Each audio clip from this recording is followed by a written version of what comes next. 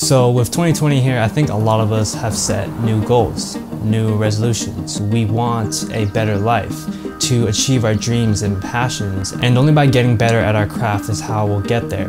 Lately, I've been making a lot of photography content here on this channel, and I think I'm mainly known for my video content, but I want to start implementing a little bit more photography style videos inside this channel, mainly because I do both. I love doing both. I find switching between the two keeps things fresh and challenging for me. So in today's video, I want to talk to you guys a little bit about a lot of photography mistakes that I see a lot of beginners make, including myself. I think these are all common problems that we all face at our beginning stages.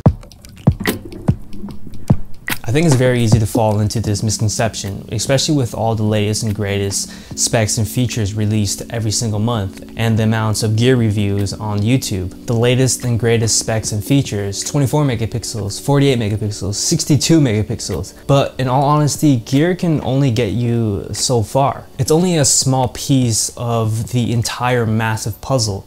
Let me ask you this, if we were to take Peter McKinnon, who is a phenomenal photographer, and I'm sure you guys know who he is, and if we were to take away his 1DX Mark II, his super expensive camera, and give him an entry-level camera, would that mean that he's not a good photographer anymore?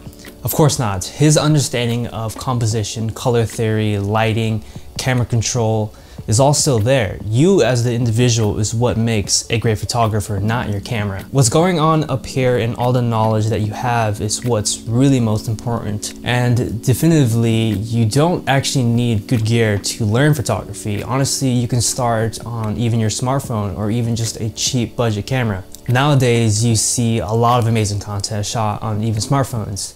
My friend Andy2 does a great job at doing this on his cinematic iPhone videos, which I will leave a link down below if you do want to check those out. Incredible. I also recently demonstrated a little experiment in my previous video where I used a budget $500 camera and I was still able to get incredible shots. But don't get me wrong, gear does play a role in this, but not nearly as much as you, the person who's holding the camera. So don't get caught up in all the newest and latest gears and new lenses that you just need to buy. Instead, focus on honing and mastering your craft, because that is what will get you the farthest.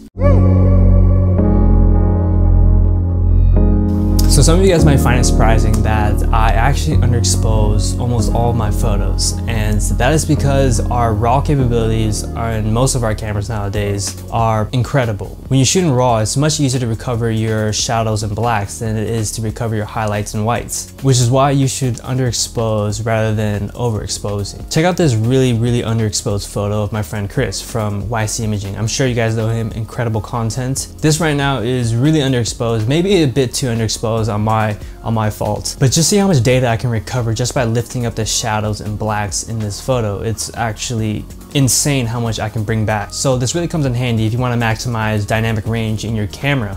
It might look dark and underexposed initially when you first take the photo in your LCD screen, but once you take it back into Lightroom and into post and bring up the shadows and blacks, it transforms into a completely different new photo.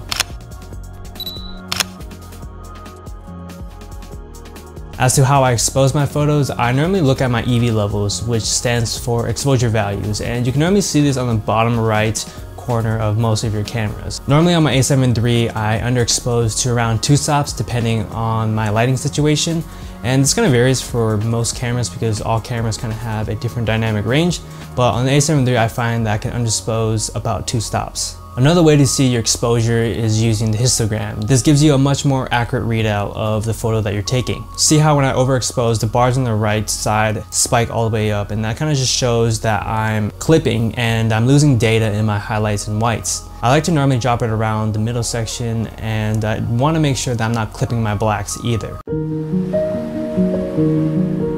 So I think it's extremely important that when you shoot your photo, you can imagine what it looks like after you're editing. I notice a lot of photographers go out and shoot what's only there rather than what could be there. It's kind of a very abstract way of thinking about it and seeing it, but when you start to understand how to edit and how much you can push a photo, you start to see different possibilities, different outcomes, and different tones and colors and moods. And this kind of goes hand in hand with tip number 2. Even though you see your photo as an underexposed photo at the time initially when you take the photo in your LCD screen, but once you take it back into Lightroom and play around with the highlights and shadows and colors and tones, it transforms into a completely new photo with a completely different feel. So I think it's really important for you guys to imagine when you're shooting. Of course, this really goes hand in hand with your editing skills. You have to imagine what could be possible instead of just what's there.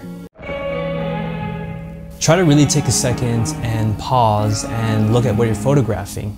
How can you enhance it? Maybe you can try a lower angle or an upper angle, or maybe from the side. When you're shooting a model, maybe you can ask them to move their hair slightly, or to stand a certain way, or to maybe look in a certain direction. All those little subtle adjustments really play a massive role in creating a compelling photo.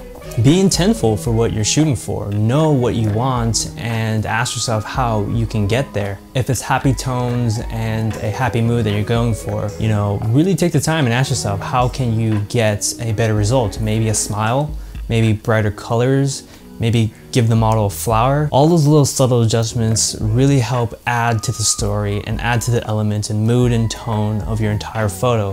And all that really comes down to is being more intentful, you know, having the idea and implementing it instead of just shooting, I guess, what's right in front of you, you know. Really pick and choose what's in that frame. Composition is absolutely king, and it might be surprising to you guys just how much impact it has on the viewer when your photo is just lined up correctly. The horizon looks great, it's all symmetric, the colors are all there and complementary. All that stuff adds up, and I think that's what makes a compelling photo. So I know in 2020 it's going to be a big year for a lot of us, and I want to do my best to help you guys as much as I can. So if you guys are new here, please consider subscribing to the channel. You have absolutely nothing to lose and only to gain, to be honest, so I guess why not? I really do appreciate every single one of you guys who consistently comes back to my channel and watches my newest and latest videos. Your support never goes unnoticed. I read all of your comments, so once again, thank you. I really do appreciate all my true fans. If you guys did enjoy this video, drop a like, and if you guys have any questions at all, feel free to leave a comment down below. I'm gonna be reading all your comments and I'll try to reply to as many as I can. Come find me on Instagram if you wanna see more of my photography. And I think that's gonna be it for this one, guys. Cheers to 2020. Wishing you guys all the best and success. I'll see you guys in the next one. Goodbye.